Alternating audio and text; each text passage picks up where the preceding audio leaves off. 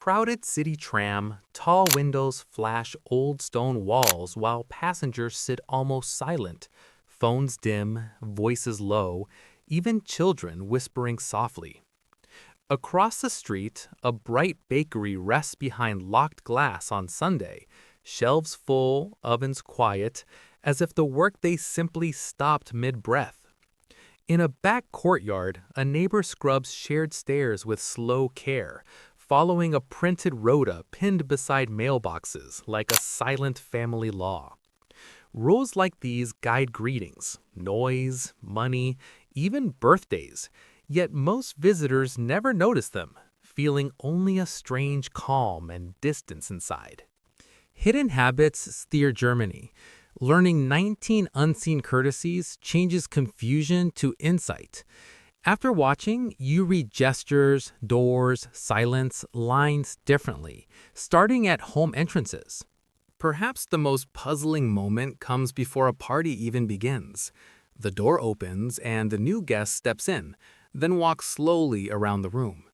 Every person gets a handshake, a name, a quick hello, even the shy one in the corner. When the night ends, the same walk happens again with good night. In Germany, a room is not one crowd. Each face counts, so a simple wave from the doorway can feel careless. Hidden beside many doors stands a basket of soft slippers. A host smiles, points to your shoes, and offers these house shoes like a gentle order. Street shoes carry mud, noise, and stress from outside. Floors should stay clean and calm. Many Germans change shoes the moment they reach home, and guests are expected to follow. For someone used to keeping shoes on, bare socks on the floor can feel both cozy and strangely formal. Another quiet code appears with the first dinner invite. Guests do not arrive with empty hands.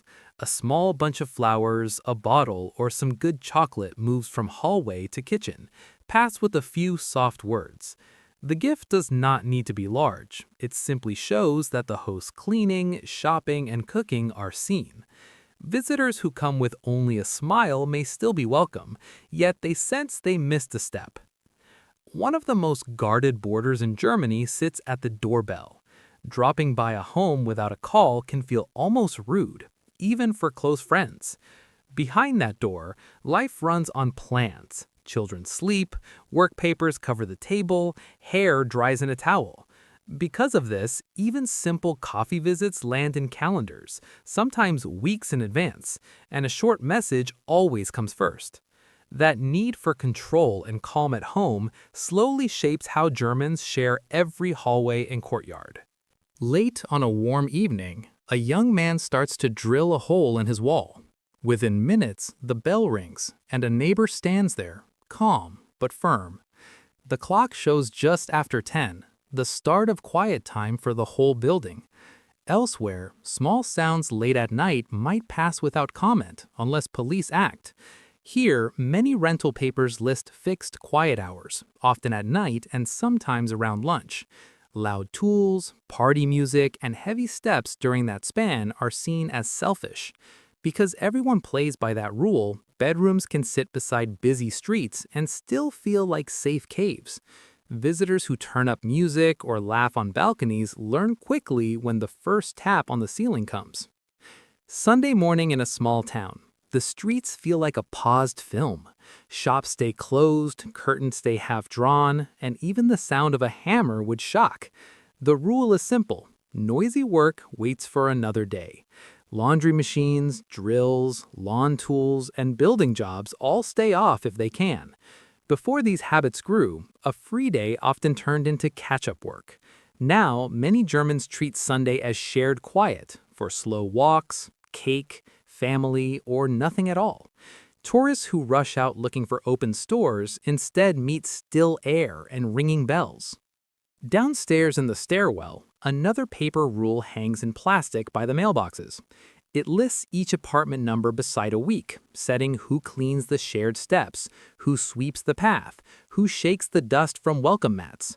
Years ago, no rota meant some people scrubbed while others left mud. Today, many buildings expect every household to do a small part. If someone ignores their turn, the next house meeting may feel tense and notes start to appear on doors. That sense of duty in common rooms prepares you for even stricter expectations outside. Inside a crowded train, the loudest sounds often come from brakes and tracks. People speak softly, listen through headphones, and turn phone calls short. Life without that code would feel far noisier. Raised voices and ringing tones would fill the wagon. Instead, many Germans treat shared rides almost like moving libraries. Even school groups soon hear a teacher hiss for quiet. Visitors chatting in full voice may feel a line of tired eyes on them, not angry, just asking for the calm that makes long rides bearable. That wish for ordered peace in public leads straight into how time itself is handled. Morning meetings in Germany often feel like small train departures. In a bright office, chairs stand filled 5 minutes before the start, coffee cups already still. When the clock hits the set time, any late door opens into a field of quiet eyes. In many places, a few lost minutes mean little. Here, being late can seem careless or even rude. The rule is simple. Agreed times matter. Trains, classes, and visits aim to begin exactly when promised. That habit builds trust but can shock visitors who treat time like soft rubber.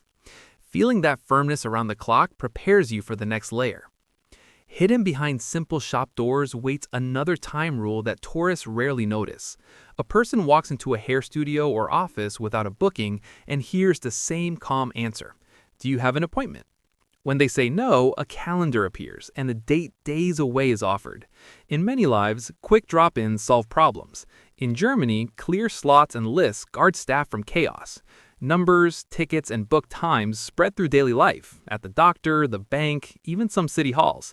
For outsiders, this can feel slow, yet it also means that when your name stands in that square on the calendar, full attention is promised. One of the hardest walls for visitors to see rises after work ends. Phones fall quiet, laptops close, and work mail may wait until morning, even when news feels urgent. Before such lines hardened, bosses called at late hours and weekends filled with unpaid tasks. Many Germans now see free time as a right, not a gift. Calling staff at night can damage trust more than any missed deadline. That strong border between work and home may seem cold from the outside, yet it is the same wish for respect that shapes how voices and names are used in daily talk. One of the most invisible rules in Germany sits inside simple words like you. In a bright office, a young worker speaks to a manager and uses the formal Sie plus a title, even after years together. Friends, children, and close teammates say du. Before the split grew strong, speech felt less ordered and respect less clear. Now, many Germans protect this line with care, often waiting for the older or higher person to offer du. For visitors, this can sound stiff or cold, yet it also shows a wish not to push too fast into someone's face. That gap between warmth and formality shapes every later talk. Another quiet code appears when two strangers share a park bench. The weather is soft, yet the chat stays short. No long life story, no loud jokes with people just met. In many places, small talk oils the day. In Germany, words often aim straight at the point. Clear, honest speech is valued more than friendly noise. Saying no plainly can sound sharp, but it helps avoid false hopes. Tourists may misread this style as unfriendly until they see how steady it keeps work teams and families. From that firm way of talking grows a very special rule around one big day each year. A birthday in Germany can confuse guests more than any meeting. Flowers wait on a desk, yet no one says happy birthday the day before. Early wishes feel like bad luck, as if they might tempt fate. On the real day, the person with the birthday often brings cake for coworkers or friends, and may even pay for the group at a bar. Long ago, hosts always fed guests. Here, this one day flips the rule. Sharing your own treats shows that you are glad simply to have made it to that date. For visitors used to being spoiled on birthdays, this calm self-hosting feels strange, and it hints at a deeper care with money and duty. At a long table in a busy tavern, the mood turns serious the moment the bill arrives. Laughter fades as each person reaches for their own receipt, not for the middle of the table. The server stands with a small pad and calmly asks each guest what they ate and drank. Years ago, shared bills often ended in quiet fights about who had only a salad. Now, many Germans prefer to pay exactly for their part. This habit can look stiff or even stingy, yet it means nobody feels trapped into funding another person's fun. Fairness wins over big gestures. In that same room, something else surprises many visitors. The service was good, yet the tip is small, a few coins or a rounded up total given with a quick Stimmel. Huge tips are rare, and leaving nothing at all would still feel cold. The rule sits in the middle. Add a little extra to say thanks, but not enough to buy special warmth. Service is seen as a proper job with a fair wage, not a game to hunt large rewards. To guests used to tipping as theater, this calm, measured giving can feel almost mathematical, and it opens a door to even stricter habits about shared streets and parks. At a quiet crossing late at night, the road stands empty, yet a small group waits at the red man. The signal changes, and only then do feet start to move. Children learn this rule early. Parents grip small hands and whisper that roads are no place for games. Before such care spread, busy streets took far more lives, and trust between drivers and walkers stayed weak. Now, many Germans see crossing on red, even with no car in sight, as setting a bad example. Visitors who rush over anyway may feel sharp stares on their back, not for danger in that moment, but for breaking the shared story that signs can be trusted. Behind many tidy courtyards, rows of colored bins stand like a silent puzzle.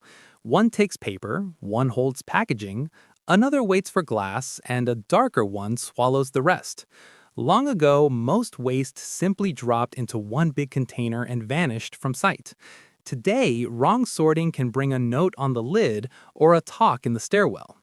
Pickup crews may leave a whole bin standing if it holds the wrong kind of trash. For Germans, these steps speak of care for land and cost, not only for rules.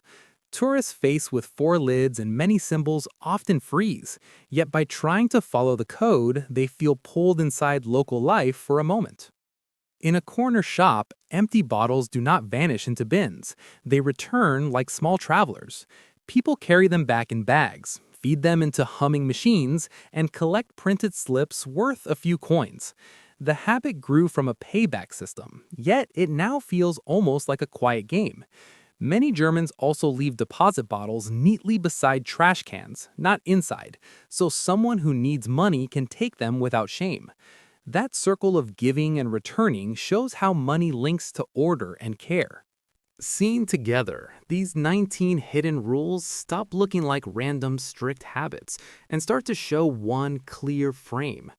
Again and again, Germans use rules to protect space, quiet space, time space, money space, even emotional space.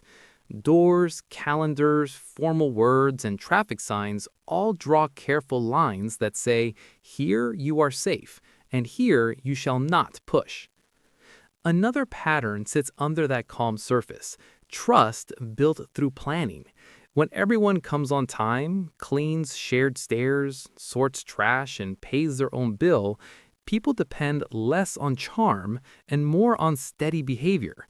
This makes life feel predictable, even inside busy cities.